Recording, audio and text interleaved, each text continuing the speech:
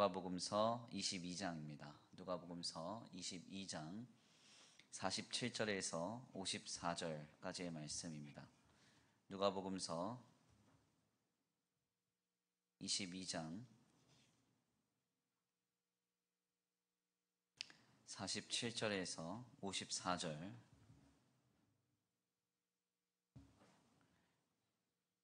제가 가진 신약의 성경 136페이지입니다. 함께 다 같이 봉독해 올려드립니다. 말씀하실 때에 한 무리가 오는데 12 중에 하나인 유다라 하는 자가 그들을 앞장서 와서 예수께 입을 맞추려고 가까이 하는지라. 예수께서 이르시되 유다야 내가 입맞춤으로 인자를 파느냐 하시니 그 주위 사람들이 그 된 일을 보고 여짜오되 주여 우리가 칼로 치리까 하고 그 중에 한 사람이 대제사장의 종을 쳐 그 오른쪽 귀를 떨어뜨린지라. 예수께서 일러 이르시되 이것까지 참으라 하시고 그 귀를 만져 낫게 하시더라. 예수께서 그 잡으러 온 대제사장들과 성전의 경비대장들과 장로들에게 이르시되 너희가 강도를 잡는 것 같이 검과 뭉치를 가지고 나왔느냐? 내가 날마다 너희와 함께 성전에 있을 때에 내게 손을 대지 아니하였도다. 그러나 이제는 너희 때요 어둠의 권세로다 하시더라. 예수를 잡아 끌고 대제사장의 집으로 들어갈새 베드로가 멀찍이 따라가니라. 아멘. 할렐루야. 할렐루야. 오늘도 하나님이 예비하신 귀한 은혜가 있는 줄 믿습니다. 귀한 시간 하나님의 은혜로 새롭게 되시고 하나님의 귀한 말씀 가운데 힘을 얻고 변화받는 귀한 시간 되시길 간절히 축원합니다. 우리 함께 믿음으로 선포하겠습니다. 다 잘 되고 있습니다. 하나님이 하십니다. 시작. 다 잘 되고 있습니다. 하나님이 하십니다. 아멘. 다시 한번 믿음으로 선포합니다. 당신은 참 멋진 성도입니다. 오늘도 은혜를 받읍시다. 시작. 당신은 참 멋진 성도입니다. 오늘도 은혜를 받읍시다. 아멘. 오늘도 더 큰 하나님의 은혜가 우리에게 임하여 주시길 간절히 축원합니다. 오늘은 귀한 시간, 귀한 말씀을 통하여서 이럴 때일수록 더욱 예수님처럼, 이럴 때일수록 더욱 예수님처럼 이란 제목으로 하나님의 귀한 말씀을 함께 나누고자 합니다. 우리가 계속해서 수요 기도의 시간을 통하여서 누가복음서의 말씀을 함께 나누고 있습니다. 특별히 본문의 말씀인 누가복음서의 후반부의 말씀은 예수 그리스도께서 십자가를 지시며 우리의 구원을 완성하시는 그 여정을 깊이 다룹니다. 겟세마네 동산에서 땀방울이 핏방울 되도록 기도하신 주님이 결국 이루고자 하셨던 것은 우리가 오늘 죄와 사망의 비참에서 건짐을 받아 하나님의 자녀됨의 신분을 가지고 구원을 누리시길 원하시는 줄 믿습니다. 아무리 고단하고 엄혹한 현실 속에서도 주님이 이뤄놓으신 구원의 은혜 가운데 평강을 누리고 하나님 주시는 힘과 위로와 소망을 얻는 저와 우리 성도들 모두가 되시길 간절히 축원합니다. 특별히 오늘 본문의 말씀은 예수님께서 드디어 이제 로마 병정의 손에 팔리시고 십자가를 지시기 위해서 많은 군중들을 향하여서 나아가는 그 내용을 우리에게 전합니다. 특별히 오늘 본문 말씀을 통해 우리는 이럴 때일수록 더욱 예수님처럼, 이럴 때일수록 더욱 예수님처럼 이라는 제목으로 하나님의 귀한 말씀을 함께 나누고자 하는데요.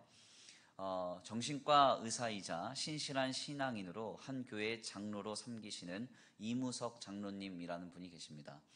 이분이 쓰신 책 중에 성격 아는 만큼 자유로워진다, 성격 아는 만큼 자유로워진다라는 책이 있는데요. 이 책은 한 개인이 가지고 있는 여러 가지 성격의 유형을 우리에게 소개를 해주고 이 사람이 도대체 왜 이런 성향을 갖게 되었는지, 더 나아가서 이런 성향 가운데 어떻게 하면 바르고 건전한 삶의 방향을 찾아 나아갈 수 있는지를 구체적이고도 세밀하게 서술해 놓은 아주 귀한 책입니다. 특별히 이 책은 정신의학적 내용을 성경의 여러 인물들의 예화를 통해서 비유하는데 이것이 굉장히 탁월합니다. 이분 역시도 이 장로님이시기 때문에 성경적인 지식이 많아서 여러 인물들, 그 인물들이 왜 그런 성향을 갖고 그런 어떤 기질을 갖게 되었는지에 대해서 구체적으로 설명을 해 주십니다. 저도 이 책을 읽었을 때 굉장히 많은 도움을 받았습니다. 특별히 많이 깨달았던 것은 한 개인이 바르고 건전한 신앙인이요, 또 한 개인으로서, 사회인으로서 세워져 가기 위해서는 이 가정의 역할이라고 하는 것이 굉장히 중요하다는 것입니다. 결국 한 개인의 삶은 가정이라고 하는 요람 속에서 태동되고 그 요람 속에서 성장되기 때문에 가정에서 받는 영향보다 더 큰 영향을 줄 수 있는 다른 공동체는 존재하지 않는 것이죠. 그래서 보통 이 자녀들은요, 누구의 언어를 담느냐? 엄마의 언어를 담는다 그래요. 엄마의 언어. 그러니까 자녀가 말이 거칠다. 그럼 엄마는 보지도 않아도 말이 거칠 가능성이 높아요. 예, 우리 교회 아이들 잘 보세요. 그럼 집안에서 엄마들이 어떤 말을 하는지가 이제 다 보이시는 거예요. 예.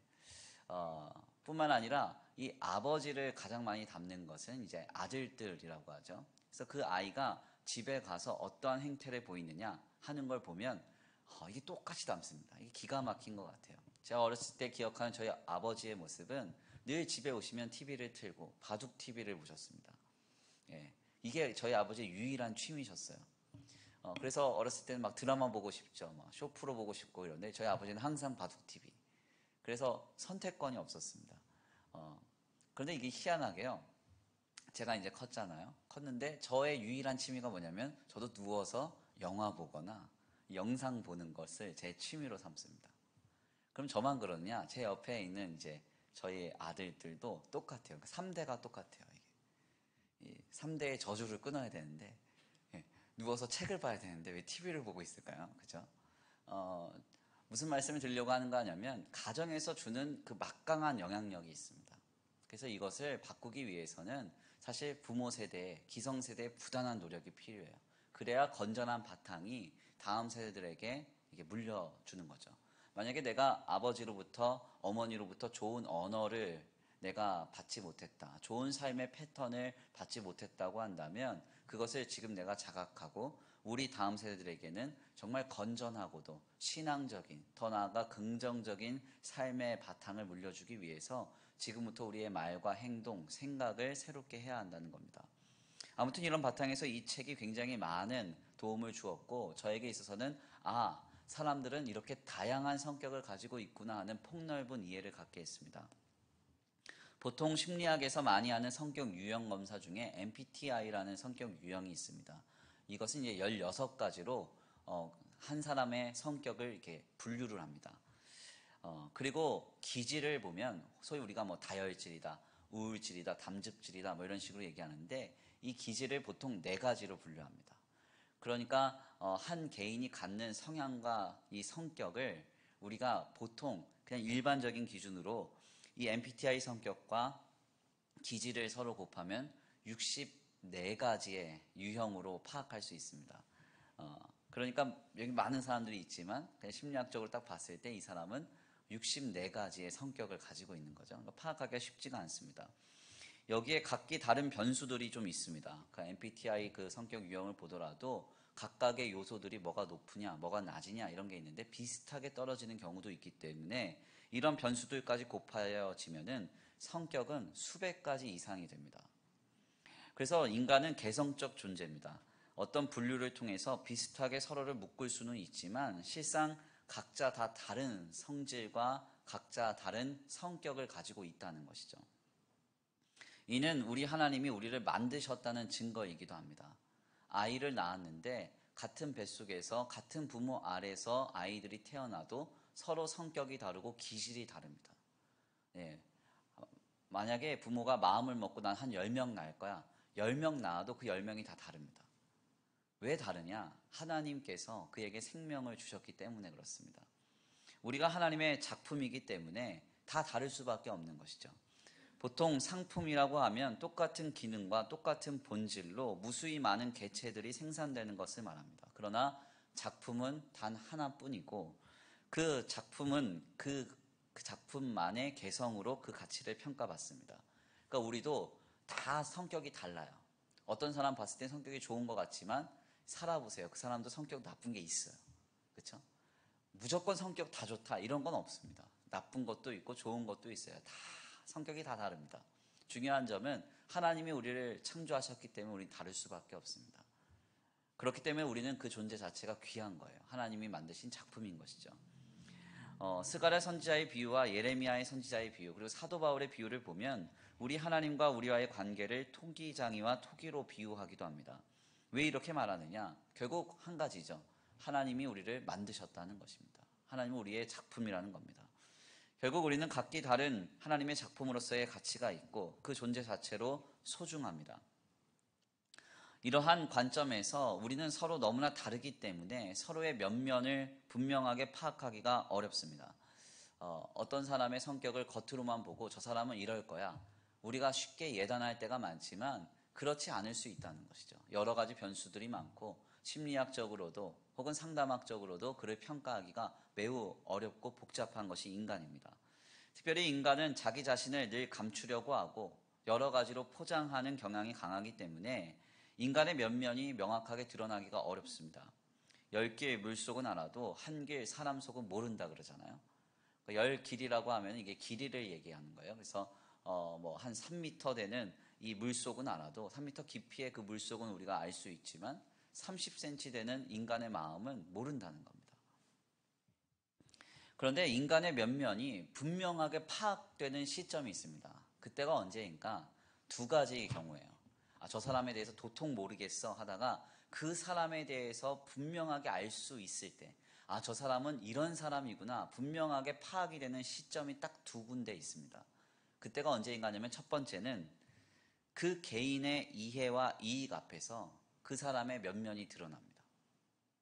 어떤 사람이 자신의 이익을 추구하는 그 현장에 놓여질 때, 자기가 혹은 무시가 되거나 아니면 어떤 일들 속에서 내 이익이 추구되느냐 추구되지 않느냐의 문제 앞에 놓여질 때 그 개인의 성향이 명확하게 드러납니다. 그 사람이 이기적이라고 하면 겉으로 아무리 이타적인 양 행세한다 할지라도 개인의 이기와 이해 앞에서 이기적으로 확 돌변해요. 왜냐하면 그게 인간의 성향입니다. 개인의 이해와 이익 앞에서 인간은 자신의 면면을 드러내게 돼 있어요. 또 자신의 심령의 깊은 그 모습, 그 민낯이 언제 드러나느냐? 인생의 위기 혹은 어려움 앞에서 그 면면이 드러납니다. 삶에 갑자기 고통이 찾아오거나 해결할 수 없는 문제가 우리 앞에 딱 털어지게 되면 그 사람의 성향이 어떤 성향인지가 분명하게 나타나요. 그래서 우리 특별히 형제들 같은 경우는 군대를 가서 어려운 훈련을 하잖아요. 그러면 그 사람이 어떤 사람인지가 명확하게 드러납니다. 좋을 때는 다 좋죠. 나눠주고 함께 하고. 그런데 정말 힘들 때, 특별히 발이 막 정말 물집이 막 터지도록 걷는 그런 어떤 행군을 할 때, 이럴 때 보면 이 사람이 이타적인 사람인지 이기적인 사람인지 다혈질인지 우울질인지 성격이 어떠한지 이게 드러나요. 여기서 잠깐 제 얘기를 하면 저는 산악행군하면서 앞에 쓰러지는 아이의 짐을 같이 들어주면서 올라갔다는 거. 말하지 않아도 되지만 한번 말하고 싶었어요. 그러니까 인생의 어려움을 만나면 사람의 본질이 이러면 안 되는데 사람의 본질이 드러나요. 그러니까 왜냐하면 이게 인간의 본성입니다. 어려우면 감추질 않아요. 보통 리플리라고 하죠. 가면을 쓰고 포커페이스를 하면서 사람을 대하고 인생을 대하는데 어려우면 다 내려놔요. 그래서 그 민낯이 그냥 드러나는 거죠. 그래서 우리가 정리를 해보면 개인의 이해와 이익 앞에서 그리고 인생의 위기와 어려움 앞에서 반드시 인간은 그 민낯, 그 면면을 명확하게 드러내게 되어 있습니다. 오늘 본문의 말씀은 개인의 이해와 이익, 더 나아가 인생의 위기 가운데 그 한 개인의 면면이 드러나는 모습을 오늘 본문 말씀에서 주님은 담아내고 있습니다. 오늘 본문 말씀을 보면 어떠한 개인의 이해와 이익, 더 나아가 인생의 위기 가운데 그 사람들이 어떤 성향과 어떤 성질의 사람들인지가 명확하게 드러납니다. 특별히 우리는 그 사람을 네 가지로 분류할 수 있는데요. 먼저는 가룟 유다라는 사람입니다. 가룟 유다는 어떤 사람입니까? 예수님의 12제자 중에 한 사람인데 이 사람에 대해서는 여러 가지 학설이 많아요.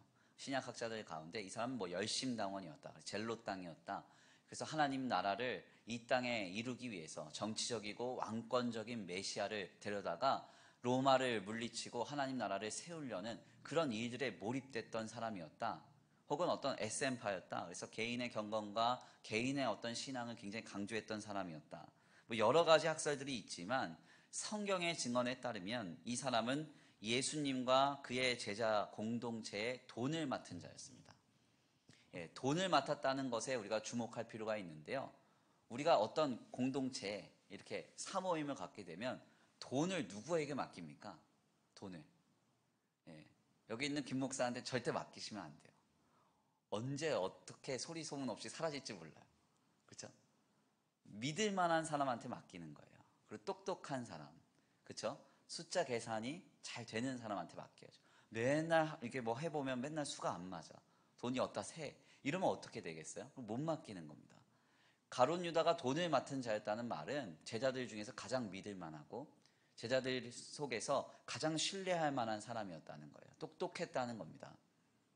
뿐만 아니라 이 가룟 유다는요, 자신의 의견을 서슴치 않고 얘기하는 장면을 우리가 보게 됩니다. 대표적인 예가 옥합 사건인데요. 한 여인이 순전한 한 나드의 옥합을 깨서 그 기름을 예수님의 머리부터 발끝까지 다 뿌리고 그 자신의 머리털로 예수님을 막 닦아내는 거예요. 그 현장에서 제자들은 벙쪄서 가만히 있는데 갑자기 누군가가 나서서 막 얘기합니다. 저 아까운 기름을 왜 허비하느냐.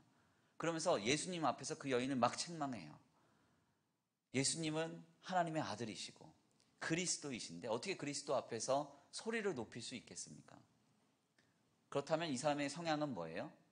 자신의 의와 공로에 아주 똘똘 뭉쳐 있어서 교만했다는 겁니다.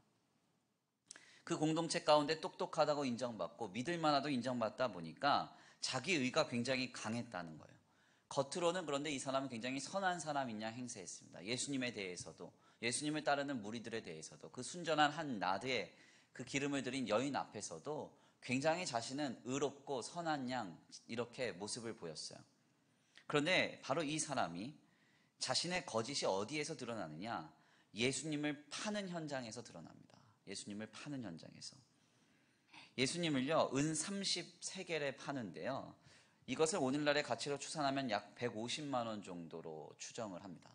그러니까 예수님이 아주 헐값에 그냥 팔린 거예요. 순전한 한 나드가 얼마만큼의 가치입니까? 오늘날로 한 사람 한 3천만 원 정도 되는 거죠. 예수님 앞에서 한 여인은 3천만 원을 다 부어도 아깝지 않았는데 이 가룟 유다는 예수님을 150만 원짜리로 본 거예요. 20분의 1도 안 되는 가격으로 보고 그냥 팔아버리는 겁니다. 왜 이렇게 했을까? 여기에는 여러 가지 우리가 이론을 이야기할 수 있는데 가장 정설은 무엇인가 하냐면 결론적으로는 자기의입니다. 그러니까 가룟 유다는 자기가 옳다는 걸 보이고 싶었던 거예요. 그리고 예수님보다 자기가 더 우월하다는 걸 나타내고 싶었던 겁니다. 그래서 예수님 앞에서는 늘 어떤 선한 양 그리고 예수님을 따라가는 제자인 양 그렇게 거짓으로 일삼았지만 자기를 나타내고 자기를 인정받고 자기가 많은 사람들한테 옳다는 것을 증명하는 그 자신의 이해와 이기 앞에서 예수님은 그냥 팔아버린 것입니다. 오늘날에도 이와 같은 사람들이 있습니다. 신앙생활을 하는데 여러 가지 우리의 생활 속에서 믿음으로 우리의 삶을 살아내는데요. 온통 몰입된 관심은 자기의 이해와 이기에 있어요. 자기가 얼마나 인정받느냐. 오늘 내가 이렇게 신앙생활하고 내가 지금 삶을 믿음으로 감당하는 것이 지금 내 삶에 얼마나 유익이 되느냐. 여기에만 몰입되어 있습니다. 이런 사람들은 죄송하지만 하나님과 자신의 이해가 충돌될 때 하나님을 버립니다. 본성이 드러나요. 위험한 거죠. 이해와 이기 앞에서 이해와 이기를 따라가는 사람들은 결국 믿음의 낙오가 있을 수밖에 없다는 사실을 우리는 분명히 알아야 됩니다. 두 번째로 오늘 본문 말씀에 나타난 사람들 중에 두 번째 부류는 로마 병정이라고 하는 사람들입니다. 이 로마 병정들은 예수님 앞에서 그들의 면면이 명확하게 드러내요. 어디서 드러나느냐? 예수님이 죄가 없음을 알면서도 예수님을 잡아갑니다. 그리고 예수님을 박해합니다.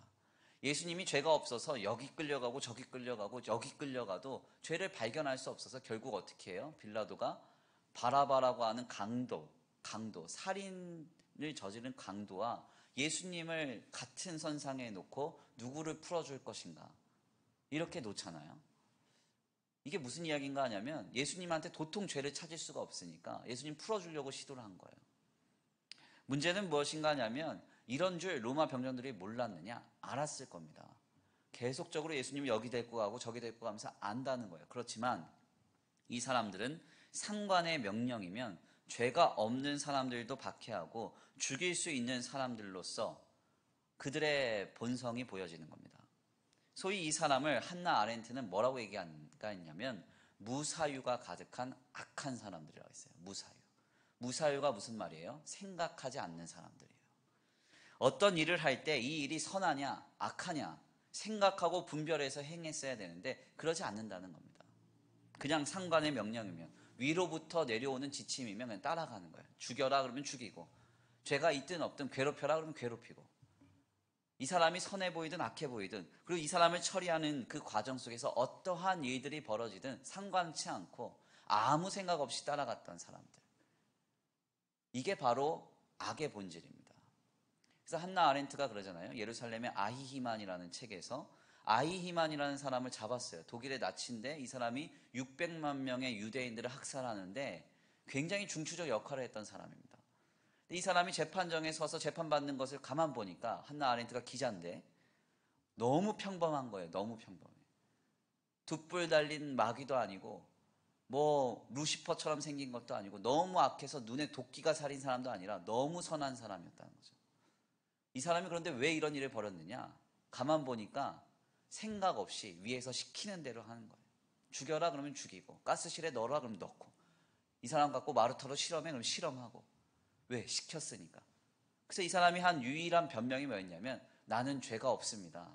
나는 국가가 시키는 일에 순종했을 뿐입니다. 성실하게 난 일했을 뿐입니다. 이렇게 대답했어요. 무사유하는 것은요 악한 겁니다. 성도는요 생각하는 사람들이에요. 왜 마르틴 루터가 종교개혁을 일으키고 하나님의 백성들한테 독일어 성경을 번역해서 성도들한테 일반 성도들도 성경을 읽을 수 있게 했겠습니까? 생각하라는 거예요. 강단에서 전해지는 말씀, 이 말씀이 진정 성경에서 말하는 말씀이 맞느냐? 진리가 맞느냐? 너희가 읽고 생각하면서 듣고 생각하면서 신앙생활 하라는 거죠. 우리는 무엇을 주장하거나 무엇을 감당할 때는 신중히 생각하는 것이 중요합니다. 그냥 마냥 위로부터 내려오는 것이라고 무작정 따를 수 없어요. 만약 그렇다고 한다면 우리는 일제강점기 때 있었던 신사참배 참여한 사람들도 찬성했던 사람들도 인정해야 됩니다. 그 사람들도 위에서 시키는 대로 한 거예요. 기독교를 박해했던 조선 말기의 정부 지침도 따라가야 됩니다. 얼마나 많은 사람들이 목이 떨어졌습니까? 그 목이 떨어진 장소가 서울에 가보면 공원이 됐잖아요. 얼마나 많은 사람들이 목이 떨어졌는지 순교했는지. 그 사람들이 순교당한 이유 다른 거 아닙니다. 조상 숭배 안 했다고 제사 안 드렸다고 다 목 잘렸어요. 근데 우리는 그 일에 그럼 동참해야 돼요. 왜? 위에서부터 내려왔으니까. 그렇지만 성도들은 그냥 무작정 위에부터 내려오는 모든 것들을 순종하는 사람들이 아니에요. 생각하는 사람들이죠. 오늘날의 현장도 마찬가지입니다. 제가 지난주에도 너무 인상 깊게 봤던 한 동영상이 있어요. 오늘의 교회 이재훈 목사님이 차별금지법안을 두고 성도들을 다 불러놓고 기도하면서 함께 이걸 설명하고 이 법안에 대해서 구체적으로 설명하고 이거 붙들고 막 기도하는데 우시더라고요. 대형교회에서요 동성애를 언급 안 합니다. 왜 언급 안 하느냐? 비난받을까 봐. 직접적으로 잘 언급 안 해요. 설명 잘 안 합니다. 근데 이게 잘못됐다는 거예요. 이재훈 목사님 제가 울면서 기도하는 거 처음 봤어요. 원래 우시는 분이 아니에요. 이분이 굉장히 합리적이고 이성적이고 지성적인 분이거든요. 이분이 또 교단이 합신이라고 옛날에. 네. 이건 뭐 말할 건 아닌가요? 네. 공부 아주 그냥 개혁주의 전통에서 잘하신 분이에요. 그래서 아주 합리적이고 이성적이고 감성적이시지도 않는 분인데 막 기도하다 우시더라고요. 중요한 건 뭐냐면 위에서부터 내려오니까 우리는 그냥 따라가야 된다. 아니라는 거죠. 오늘 특별히 뭐 말씀 준비하다가 제가 이제 그 각종 매체를 통해서 전해드는 것도 마찬가지입니다. 정부가 예배를 이렇게 드려라. 이렇게 드려야 됩니까? 교회는 하나님의 법을 따르는 공동체지 세상 법을 따르는 공동체가 아니에요. 아멘입니까? 우리가 조심할 건 조심해야죠. 예방할 건 충분히 예방해야 됩니다. 신중할 건 신중히 생각해야죠. 그렇지만 이것이 어떠한 의미가 있는지 어떻게 이것이 하나님의 나라를 세워가는데 유익이 될지 무익이 될지는 우리가 충분히 고민하면서 기도하면서 신중해야 돼요. 어떤 분들이 비대면으로 이제는 신앙생활을 터내야 됩니다. 그렇게 얘기하는데요.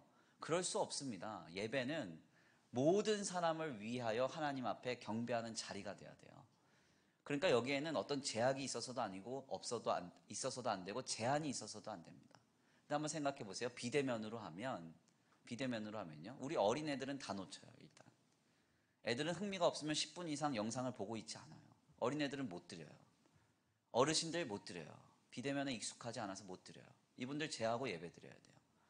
또 뭐 어떤 문제가 벌어져요? 마음이 우울하거나 공황장애가 있거나 불안장애가 있으신 분들은 TV 보면서 예배 못 드려요. 이분들 어떻게 잡을 거예요? 어떻게? 예배의 전통적 현장이라는 것은 지켜져 가면서 우리가 하나님 안에서 전염병의 위험이 있다면 이것을 보완하기 위해서 오프라인과 온라인을 함께 병행하면서 가야 된다는 것.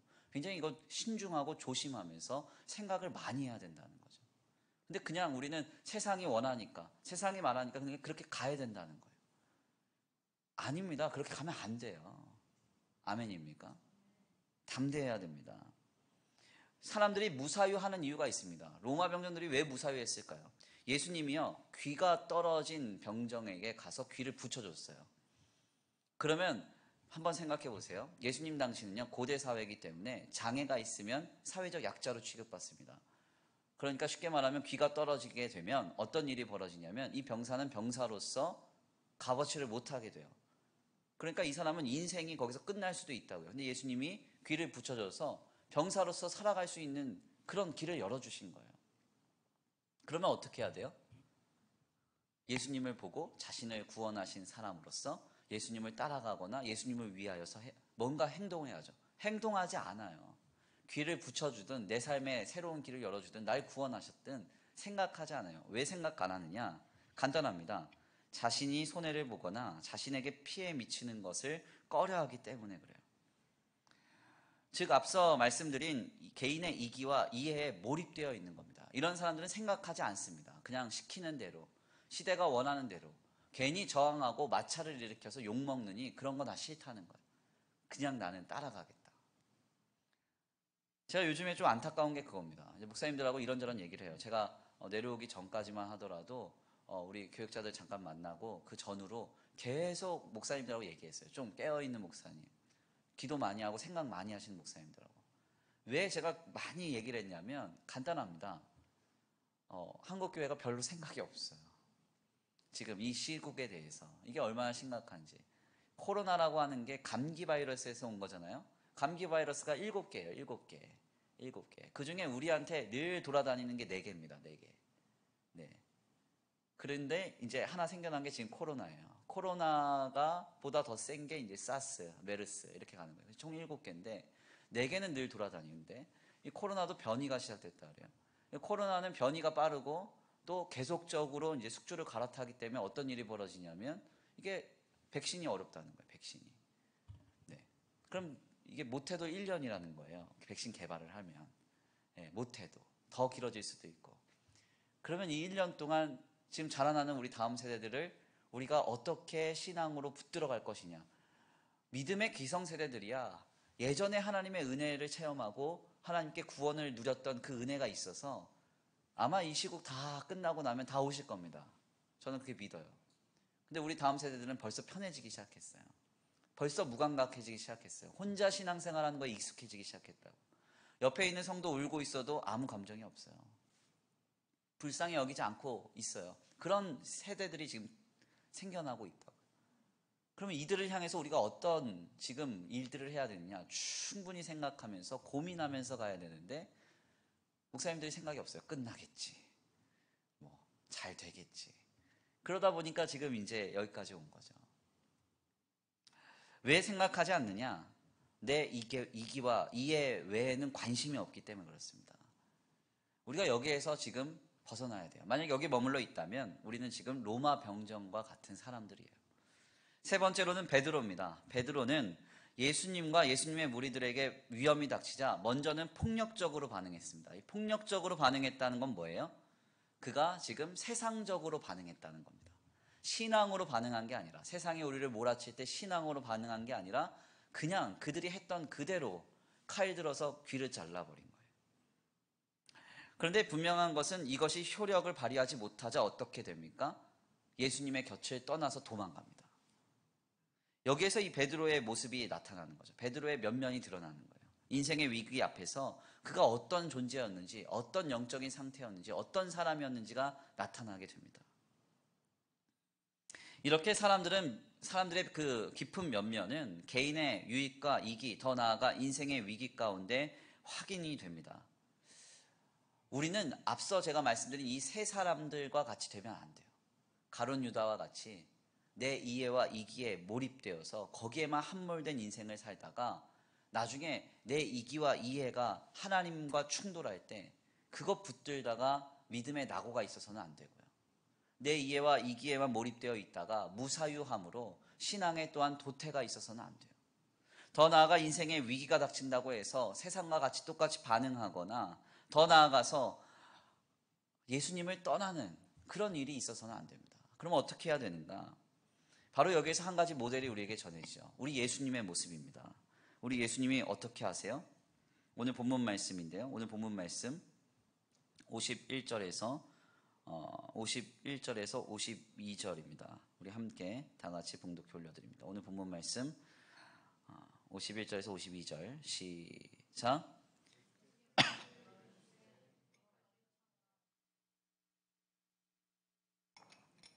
예수께서 그 잡으러 온 대제사장들과 성전 경비대장들과 장로들에게 이르시되 너희가 강도를 잡는 것 같이 검과 뭉치를 가지고 나왔느냐. 아멘.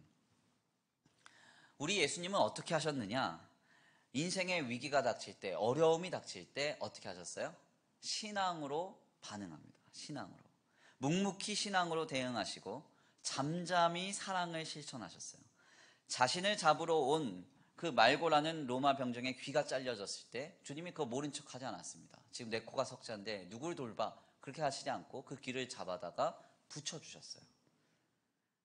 뿐만 아니라 십자가를 지시면서 끝까지 묵묵히 누구 한 명 원망하거나 탓하거나 비난하지 않고 십자가를 지시고 자신의 생명을 내어주어서 하나님의 구원을 완성하실 때까지 온전히 묵묵히 신앙으로 그 길을 가셨다는 거죠. 이것이 너무나 인상적인 것입니다.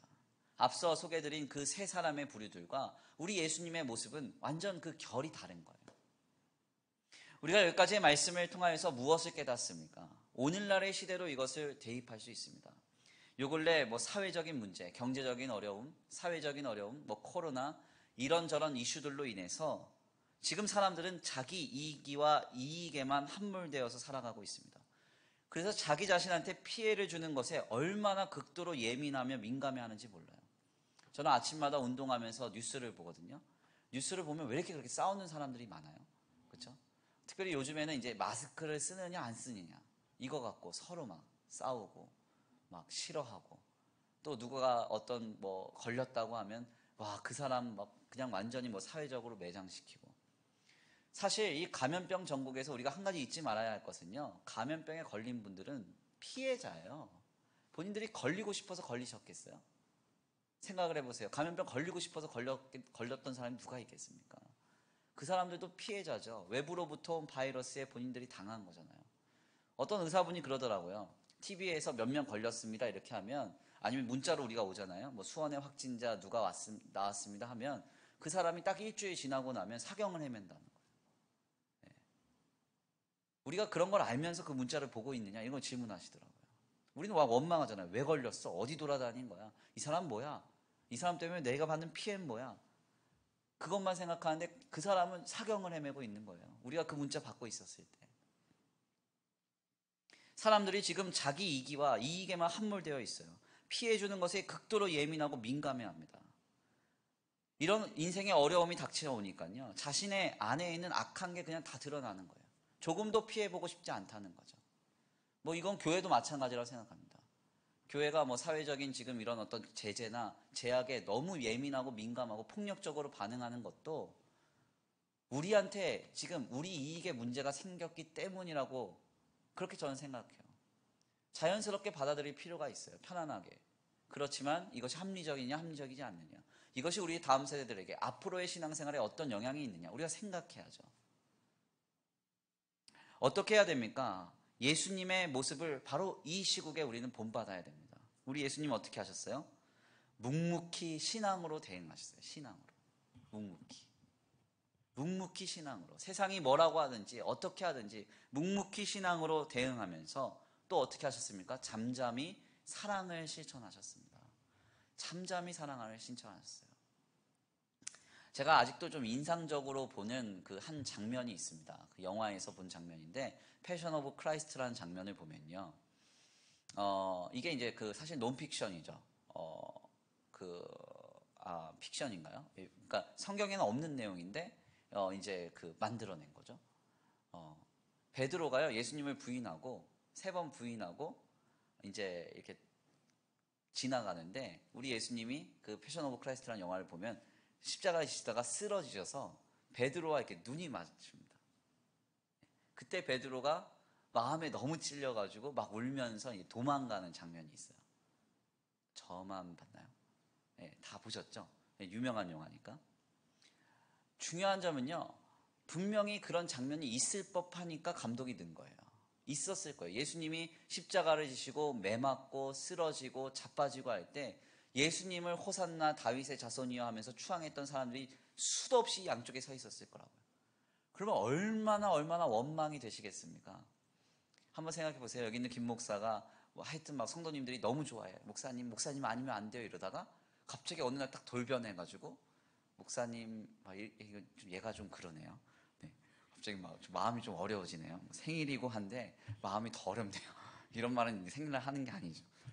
그런 거면 얼마나 배신감이 있겠어요. 얼마나 분노가 막 차오르시겠어요. 근데 주님이 아무 말씀 안 했다고요. 이사야서가 뭐라고 말해요? 도살당할 양같이 잠잠히 그 길을 가셨다고요. 오늘 우리가 바로 보여야 하는 모습이 이와 같습니다. 세상은 교회를 지탄하고 성도의 신앙생활을 지탄하고 또 우리의 삶에 여러 가지 어려운 일, 또 힘든 일들, 이런 일들은 그치지 않을 것입니다. 계속될 거예요. 우리는 비난을 당할 것이고 지탄도 당할 겁니다. 더 나아가서 성도의 삶의 어려움이란 계속적으로 병행되어 찾아올 겁니다. 그럼 우리가 어떻게 해야 될까요? 가룟 유다처럼 내 이해와 이기를 위해서 주님으로부터 다른 선택을 하고 무사유하면서 나아가야 될까요? 그렇지 않습니다. 혹은 베드로처럼 세상적으로 반응하다가 안 되면 그냥 주님을 떠나야 될까요? 믿음의 퇴보가 있어야 될까요? 그러면 안 됩니다. 지금 우리는 예수님을 따라가야 돼요. 아멘입니까? 묵묵히 신앙으로만 대응하는 것입니다. 이 상황 속에서 어떤 것이 하나님이 기뻐하실 만한 것인지, 어떤 것이 하나님이 원하시는 것인지, 하나님 보시기에 무엇이 아름답고 무엇이 건전하고 무엇이 바른 것인지를 생각하면서 신중히 행하고 말하고 나아가는 겁니다. 더 나아가 사랑하는 것입니다. 끝까지 사랑하는 것입니다. 세상이 뭐라고 하든지 저들이 알지 못하고 비난하는 거예요. 더 사랑을 실천하는 겁니다. 저는 그래서 저희 교회도 이럴 때일수록 더 많이 구제하고 더 많이 사랑하고 더 많이 사회적으로 참여해야 된다고 생각해요. 아멘입니까? 바로 이것이 우리 예수님이 보이신 우리의 삶의 모범입니다. 특별히 오늘 귀한 말씀을 정리하면서요, 제가 말씀 제목을요, 원래는 이 제목이 아니었는데 제목을 바꿨어요. 네.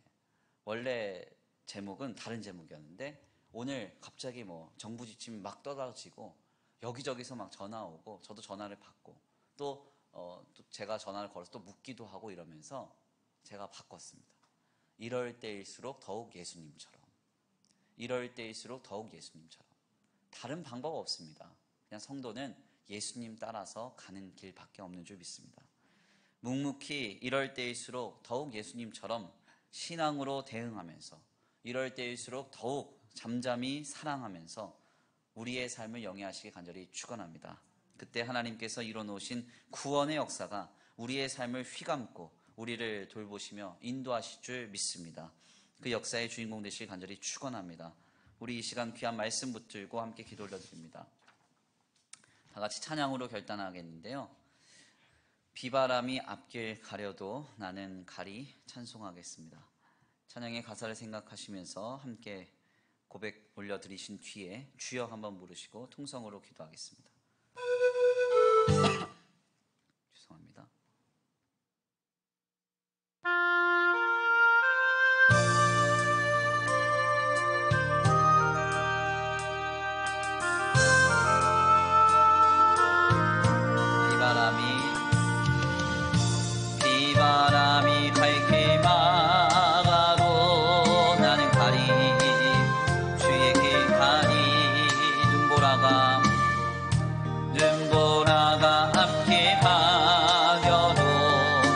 가리 주의 길 가리 이 길은 영광의 길 이 길은 승리의 길 나를 구원하신 주님이 십자가 지고 가신 길 나는 가리라 나는 가리라 주의 길을 가리라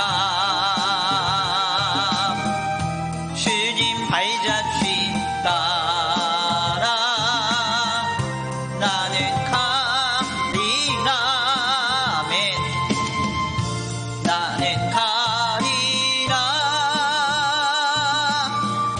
주의 길을 가리라 주님 발자취 따라 주님 발자취 따라 나는 가리라 험한 파도 앞길 막아도 험한 파도 앞길 막아도 나는 가리 주의 길 가리 모진 바람 앞길 가려도 나는 가리 주의 길 가리 이 길은 고난의 길 이 길은 생명의 길 나를 구원하신 주님이 십자가 지고 가신 길 나는 가리라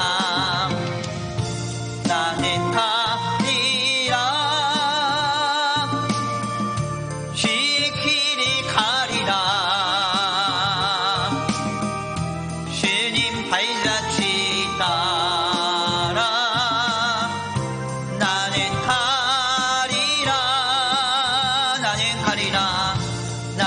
가리라 주의 길을 가리라 주의 길을 가리라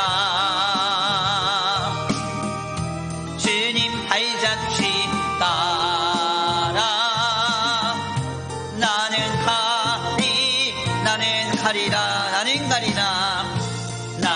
가리라 주의 길을 가리라 주의 길을 가리라 주님 발자취 따라 주님 발자취 따라 나는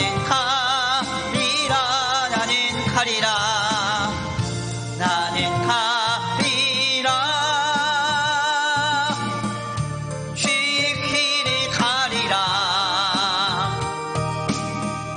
주님 발자취 따라 나는 가리 마지막으로 고백합니다. 나는 가리라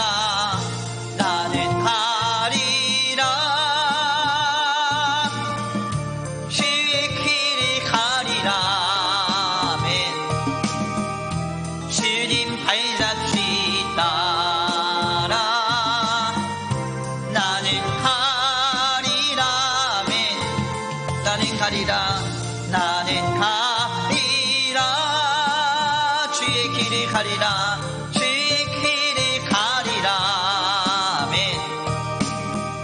주님 발자취 따라 나는 가리라 아멘 우리 이 시간 함께 기도하기 원합니다. 하나님 그렇습니다. 이 어렵고 고단한 이 시기 가운데 우리가 따라가야 할 삶의 모범은 예수님밖에 없는 줄 믿습니다. 아무리 힘들고 어려워도 묵묵히 신앙으로 반응하며 묵묵히 믿음으로 깊이 생각함으로 하나님 앞에 아름답게 행하며 건전하게 살아낼 수 있도록 주님 역사하여 주옵소서. 또한 아버지 모든 상황 속에서 아버지 또한 사랑으로 나아가고 사랑을 실천하면서 아름다운 삶을 더욱 영위하는 이 귀한 날들이 되게 해달라고 다같이 함께 마음을 모아 기도합니다. 사랑과 은혜가 많으신 하나님 감사합니다. 오늘 귀한 자리로 주님 인도하여 주셔서 고단한 날들을 지내며 주님 앞에 기도하게 하시니 감사합니다. 하나님 그렇습니다. 하나님 지금 우리가 어떠한 삶의 모범을 따라 지금 이 엄혹한 시기를 견뎌야 되겠습니까? 이 고단한 날들을 어떻게 우리가 살아내야 되겠습니까?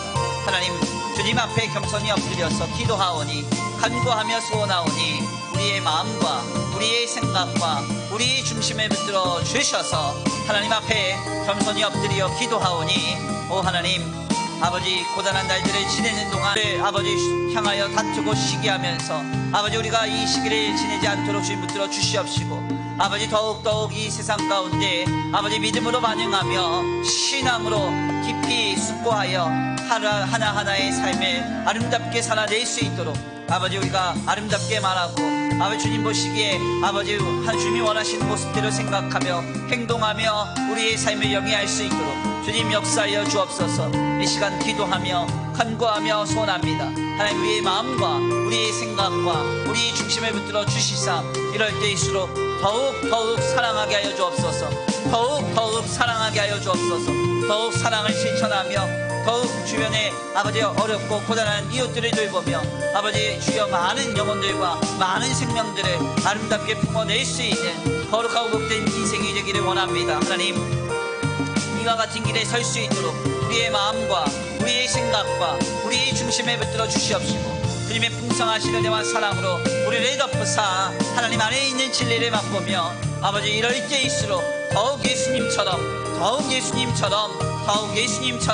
묵묵히 우리의 삶을 잠잠히 신앙으로 감당해낼 수 있도록 믿음과 신앙으로 아름답고도 바르고도 건전한 아버지 아름다운 삶을 영위할 수 있도록 주님 붙들어 역사하여 주시옵소서. 아버지 도우시고 인도하실 줄 믿습니다.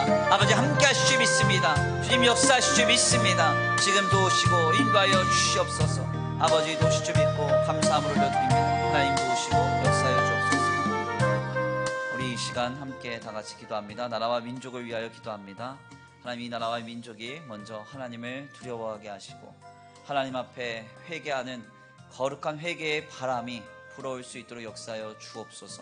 우리 이 시간 기도합니다. 하나님, 이 나라와 이 민족을 불쌍히만 여겨달라고 우리 함께 마음을 모아서 기도하겠습니다. 기도합니다. 사랑과 은혜가 많으신 하나님 감사합니다. 오늘 귀한 자리로 주님 인도하여 주셔서 주님 앞에 나와 겸손히 기도하며 간구하며 아버지 나아가게 하시니 감사합니다. 하나님 그렇습니다. 지금 아버지 이 나라의 민족이 먼저 하나님을 의식하고 하나님 앞에 겸손히 머리 숙여야 되겠습니다.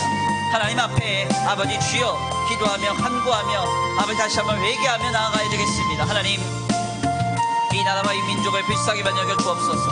이 나라와 이 민족을 불쌍히만 여겨 주옵소서. 하나님께 예배하는 것까지도 아버지 본인들이 다스리려 하고 아버지 하나님께 예배하는 것까지도 간섭하려 하는 이 악한 세력의 아버지 손길을 끊어주시고 하나님 앞에 겸손히 머리 숙여 아버지 더 하나님을 두려워하고 하나님을 경외하는 아버지 이 땅의 위정자들이 세워질 수 있도록 주님 역사하여 주옵소서. 아버지 함께 하시며 인도하시며 역사하실 줄 믿습니다. 주님의 풍성하신 은혜와 사랑으로 주님 돌보시며 역사하실 주님을 기대합니다. 일하실 주님을 기대합니다. 함께하실 주님을 기대합니다. 하나님 도와주옵소서. 인도하여 주옵소서. 이 나라와 이 민족을 불쌍히 여기시고 주님 긍휼히 여기사 다시 한번 회개의 바람이 불어와 아버지 주님 앞에 아버지 겸손히 머리 숙여 눈물로 나라와 민족을 위하여 회개하며 주님 붙들고 의지할 수 있도록 주님 역사하여 주옵소서. 아버지 인도하여 주옵소서. 함께하여 주옵소서. 주님 도우실 줄 믿습니다. 역사하실 줄 믿습니다. 함께하실 줄 믿습니다. 하나님 아버지 우리를 불쌍히만 여기시고 아버지 우리를 긍휼히만 여겨 주옵소서. 우리를 긍휼히만 여겨 주시옵소서. 하나님 아버지 주님 앞에 아버지 이 시간 나라와 민족을 아버지 이 위기를 주님 앞에 구합니다. 하나님 모든 아버지 감염병 정복이 이제는 종결되기 원합니다. 소멸되기 원합니다. 하나님 아버지 주님 앞에 주의 백성들이 먼저 눈물로 회개하게 하시고 아버지 애통하게 하시고 주님 붙들고 울게 하여 주옵소서. 아버지 주여 아버지 마음을 찢고 옷을 찢고 아버지 허리에 배를 아버지 주여 동이고 주님 앞에 나아가 아버지 뒷걸을 뿌리며 아버지 주님을 간절히 절박하게 찾는 성도들의 기도가 성도들의 회개가 아버지 주여 회복되게 하여 주옵소서. 아버지 이 땅을 위하여 기도하며 간구하며 소원하며 나아갈 때 하나님께서 이 땅에 새바람에 불어 오셔서 생명의 바람에 불어 오셔서 모든 악한 것들이 다 떠나가고 소멸되고 하나님 앞에 겸손히 머리 숙여 기도하며 간구할 수 있는 아버지 이 땅이 될 수 있도록 다시 한번 주님의 놀라운 치유와 회복 생명력을 누릴 수 있는 이 땅이 될 수 있도록 주님 붙들어 역사하여 주옵소서. 주님 불쌍히만 여겨 주옵소서. 불쌍히만 여겨 주옵소서. 긍휼히만 여겨 주시옵소서. 긍휼히만 여겨 주시옵소서. 주님 붙드실 줄 믿습니다. 역사하실 줄 믿습니다. 함께 하실 줄 믿습니다. 주님 도와주시옵시고 주님 인도하여 주시옵소서. 아버지 이 나라와 이 민족을 다시 한번 일으켜 세우사 살려주시고 아버지 다시 한번 긍휼을 베풀어 주옵소서. 자비를 베풀어 주옵소서. 자비를 베풀어 주옵소서. 자비를 베풀어 주시옵소서. 아버지 도우실 줄 믿고 감사함을 올려드리오며 사랑과 은혜가 많으신 우리 구주 예수 그리스도의 이름으로 감사하며 기도드립니다.